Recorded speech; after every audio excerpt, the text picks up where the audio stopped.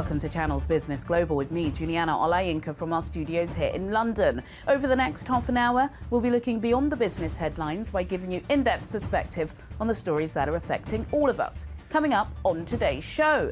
This week, London has played host to the Global Education Summit, co-hosted by British Prime Minister Boris Johnson and President Uhuru Kenyatta of Kenya. The theme centres on financing, sustainability, gender equality and lessons that can be learnt from the COVID-19 pandemic to improve the learning experience for young people around the world. Channels Business Global was granted exclusive access to the proceedings and will be sharing that report with you shortly. And although week one of Tokyo 2020 has passed with very little cause for concern about the increasing COVID infections in the region, economists have long argued that rather than consumption, tourism and prestige, the Olympic Games leave high debt, wasteful infrastructure and burdensome maintenance obligations. I'll be examining these claims with the broadcast sports journalist George Essien, who'll be joining me from Uyo, Nigeria. Then later, I'll be reporting on the biggest company news stories of the week. But first, let's start the show with business news from here in the UK, where the International Monetary Fund has updated its World Economic Outlook on the state of the global economy. The group now forecasts that Britain could grow by 7% this year, the strongest year for economic growth since comparable records began. Prime Minister Boris Johnson welcomed the news in a tweet, saying, "Good signs that our economy is bouncing back faster than expected." The positive outlook cites the country's rapid vaccination programme. The growth rate would represent the joint strongest rate in the G7, alongside the US. 4.8% growth is anticipated next year. In other British business news, pingdemic chaos continues to dominate the COVID-19 headlines in the country as a rising number of people are being alerted or pinged by the NHS coronavirus warning app, asking them to self-isolate for 10 days. In 1 week in mid-July, 618,903 people in England and Wales received the notification and were forced to leave work and quarantine. Business leaders warn that the lack of available workers is putting the UK economic recovery at risk due to overwhelming labour shortages. Prime Minister Boris Johnson has promised that his government will stick with plans to change self-isolation rules to free fully vaccinated Britons from quarantine from August the 16th. Critics say the plans should come into force now. Well, for more on this, I'm now being joined by our business correspondent, Simon Pusey. Simon, case numbers are decreasing, but frustration around pingdemic increasing. Yeah, so I think there's a lot going on, as always, with this. I think the good news, and quite unexpected news, is that for 7 days in a row now, the number of cases has dropped. And it seems to be dropping quite fast, as fast as they were rising. And I think that's confused quite a few people. We're expecting to see a sort of levelling off of cases as the virus kind of entered this naturalised stage where we're not locking down and it's kind of burning out, or, herd immunity is increasing. So we're currently at 23,511. And remember, just a couple of days ago, the government were warning we may hit 100,000, 200,000 a day. So it's dropping off a lot. And we don't really know for why that's happened. It could be a mix of vaccinations. Obviously, the vaccination scheme's going very well, combined with immunity with people that have got it. And maybe people are not testing themselves as much as they were before, or that testing drive has kind of burnt out a little bit. We also don't quite know how accurate that is, because obviously it takes at least 2 weeks for the figures to kind of reflect what's going on. So when we opened last Monday, opened up and people started socialising again, we've still got another week pretty much to see the results of that. And also the number of hospitalisations has actually gone the other way. So there are more people going into hospital, less people having cases. It may be that in a week's time we will see hospitalisations start to drop as a result of this number of cases dropping. So that's the good news.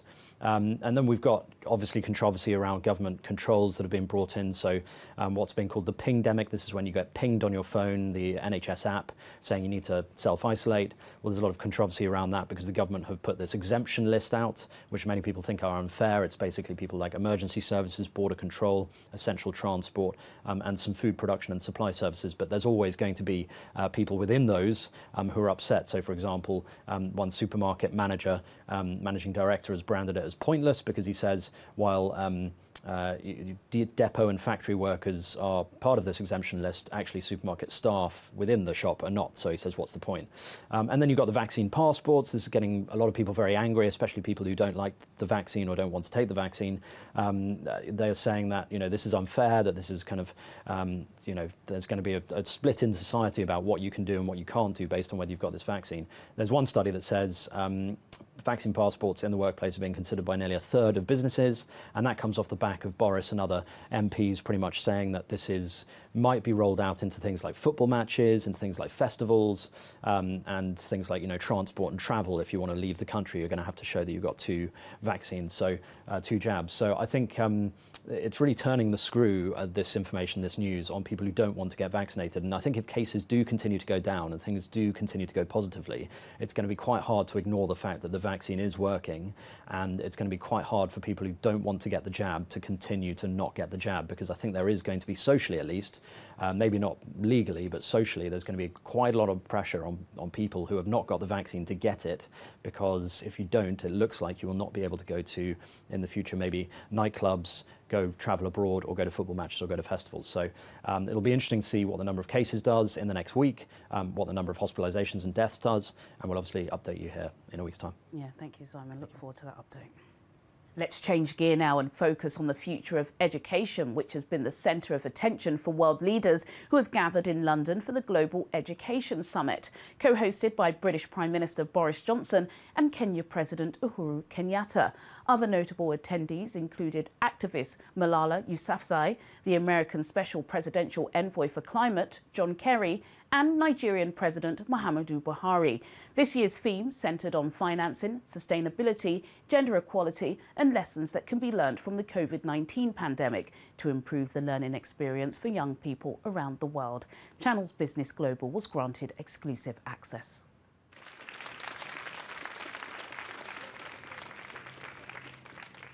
If you educate the world, then of course, educate the world properly, educate the world fairly, then of course you end a great natural injustice.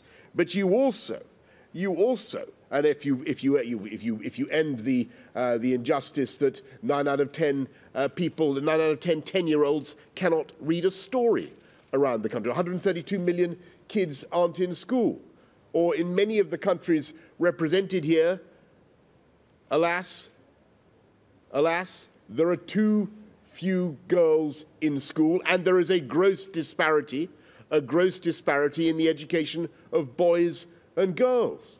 And if you end that injustice and you give every girl in the world the same education as every boy, 12 years of quality education, then you perform the most fantastic benefits for humanity.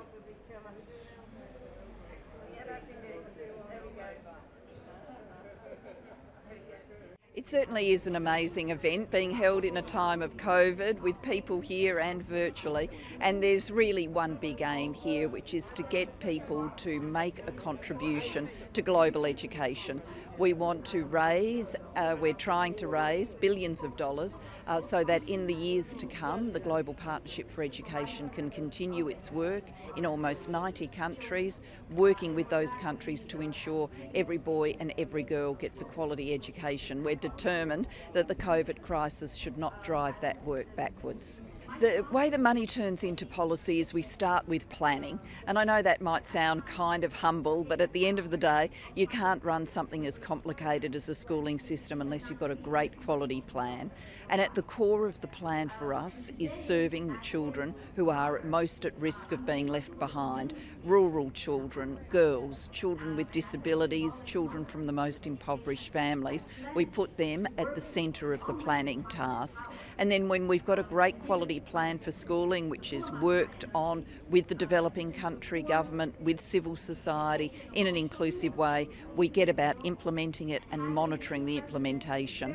The funds we raise here will help with the task of implementation, but we certainly hold ourselves and every member of the partnership to account as we go about that task. President Kenyatta decided to step forward. It was known that the Global Partnership for Education was moving towards a replenishment. Last time round we demonstrated the spirit of partnership by having the presidents of France and Senegal come together. We wanted to demonstrate that spirit of partnership again, and we were just delighted when Prime Minister Johnson and President Kenyatta stepped forward and said we will work together on this, and President Kenyatta has certainly made a very big difference to this event. $5 billion of funding that the GPE needs over the next. And please, and I promise you, Natasha has an incredible debt stick. Never alone. So it's in that spirit that we're delighted. I am indeed proud to have co-hosted this historic GPE replenishment campaign together with Prime Minister Boris Johnson. And today, as we have just heard, we not only raise our hands in support to education, but we also walk with our heads held high, confident that we will indeed reach our target of raising $5 billion for education by 2025. Congratulations to you all. Well done. Thank you very much.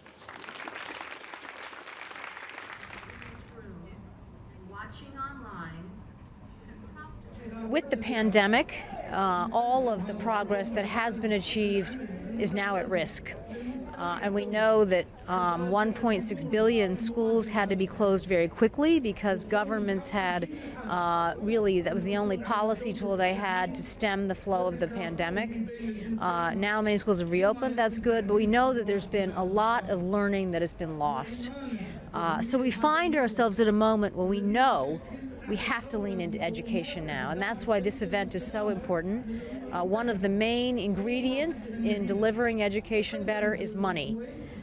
So today is a lot about money, and we, the entire partnership has been at it for months with the Raise Your Hand campaign, looking to raise money from donor nations, from out of domestic resources of countries of their own domestic budgets, as you've just heard from the last segment. That is a huge source of education financing, but there's always a need to make sure that those monies continue to be invested in education. So there's been some incredible commitments made today by countries to the Kenyatta Declaration securing those commitments. We've also secured some terrific commitments from the private sector, from private foundations. Some of those have just been announced. So today is really a day about bringing together all of the different ways that we work with all of our partners and amassing all of the resources we need to dig down deep and invest the best we can in education to make sure that we've got the tools that we need to recover from the pandemic. So it's very important. I mean, education is a very sort of big multi-stakeholder set of activities, and there's many people that can get very involved in the activism around education at more of a regional and local level and point out to the powers that be that this is not happening well enough, and we need to invest in and work with those groups to give them a voice. This is local activists, local parliamentarians, parents groups, teachers, and we work with all of those groups. In fact, one of the tools and new things that we've put in place over the past is a fund called Education Out Loud, which is now the largest advocacy fund for education in the world, and it seeks to fund grassroots organizations to become very activist around education. And when you look at things like whether or not girls are in school, it is that very local grassroots activism that makes a huge difference. Another organization that we are just delighted to work with is Girls Not Brides. They're here. Their CEO, Faith, who is Dr. Faith, who's one of our good friends. Malala, another good friend. You know, we are working closely with organizations like that who are very much at the grassroots level to make sure that people know the story. Coming up on Channel's Business Global, I'll be looking back at week one of the Tokyo 2020 Olympic Games and some of the hidden economic implications with sports broadcaster George Essien, who'll be joining me from Uyo, Nigeria. See you after the break.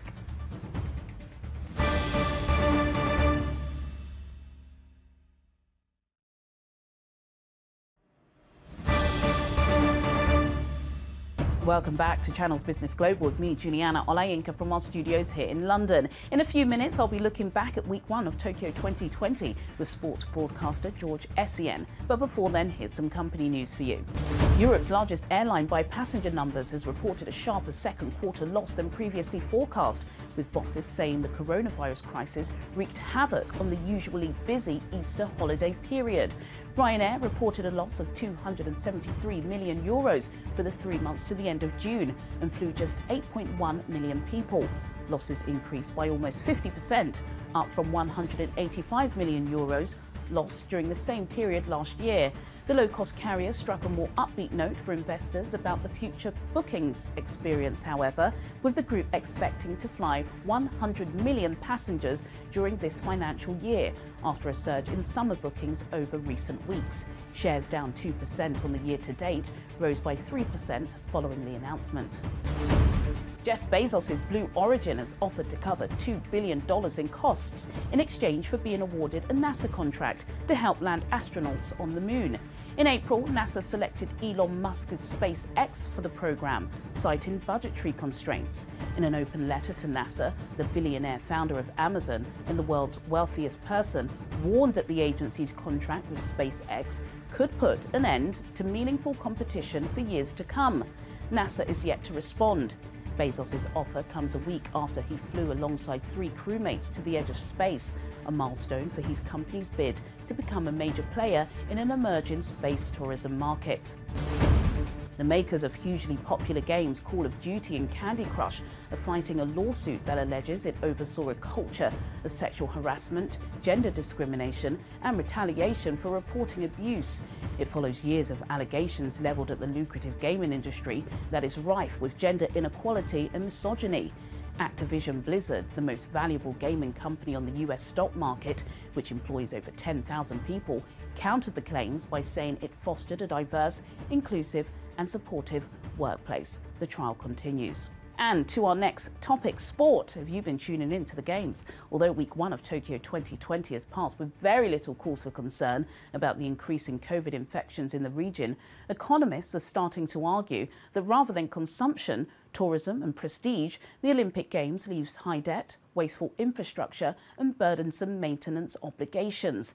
Team Nigeria have been plagued with such accusations in the past, and who better to talk us through this than our next guest, George Essien, sports broadcaster and communications director of Vendoraza Football Club. He joins me now from Nigeria. George Essien, thank you so much for joining me on Channel's Business Global. It's a pleasure. I'm sure you're very, very busy because there's been a lot of sport going on over the past couple of weeks, no less than Tokyo 2020. Give us an update on how Team Nigeria have been doing in week one. Well, thanks a lot, Juliana. Well, like we all know, one of the latest mishaps is the basketball team losing to Germany.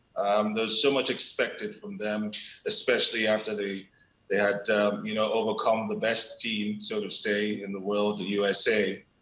But their first 2 games they haven't replicated what they showed in pre-Olympic, events. So that's basic. Basketball is one of the hopes that we had in this Olympics. No medals so far.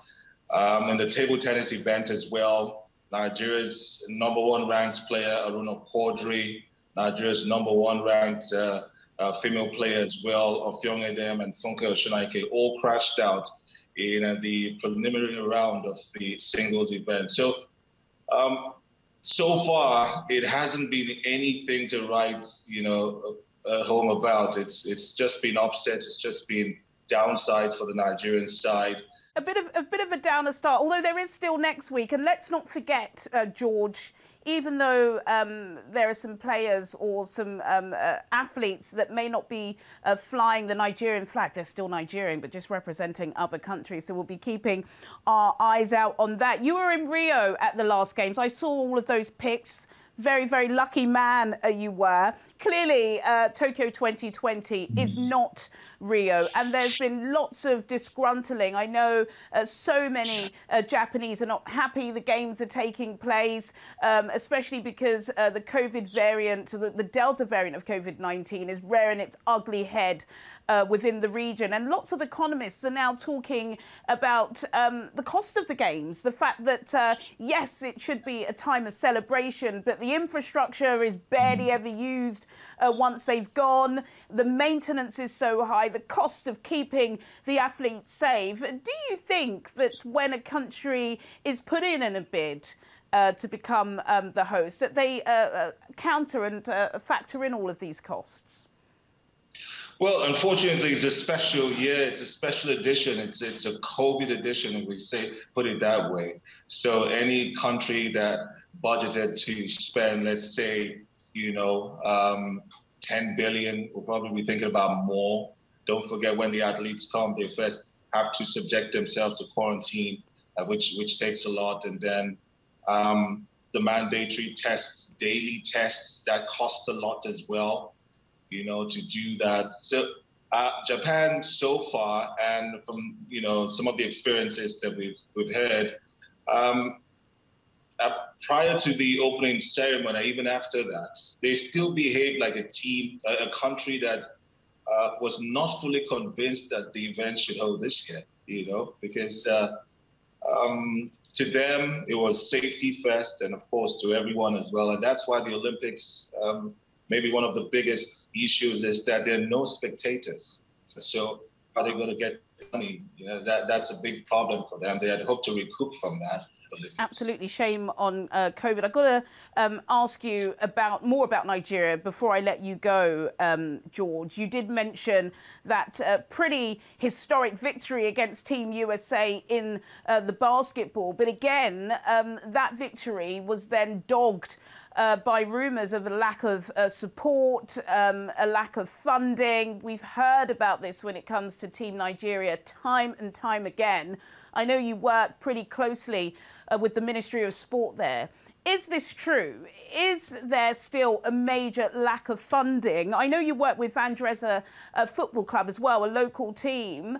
What can we do to start getting more local participation, more funding, so it's not just big private backers that put money into the sport, and, no embarrassment, so a team, can have their hotels and expenses paid for? Well, good thing is that this dispensation is trying hard to classify sports as business. It never used to happen in Nigeria. It's been seen, it was put in the classification of recreation. So governments have money, and it looks like they're doing sports a favor by just putting money in it.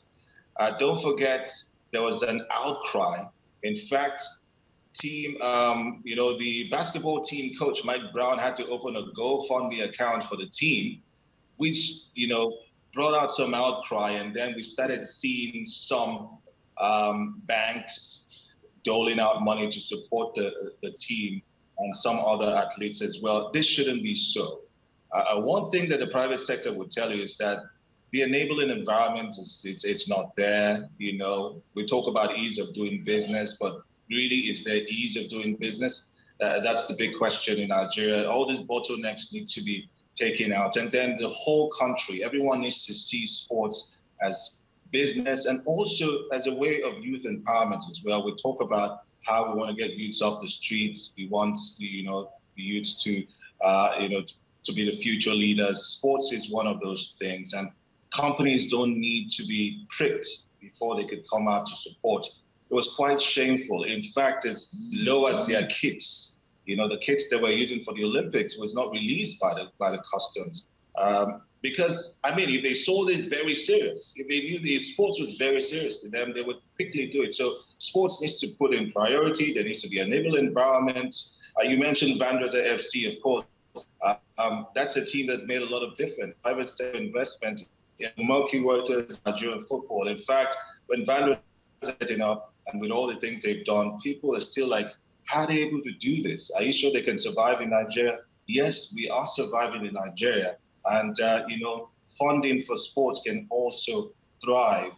Government needs to encourage it and the private sector needs to come into it. Absolutely. I couldn't agree with you more. Sports diplomacy is fundamental, and we're seeing that now play out in Japan. George Essien, Communications Director at Vandresa FC and a veteran sports broadcaster. Thank you so much for coming on Channels Business Global. Thank you, George. Thank you very much, Juliana, and have a great day. Sadly, that's all we have time for today, but do get in touch with your comments and suggestions. I'll see you at the same time next week for more in-depth business analysis on Channels Business Global. Goodbye.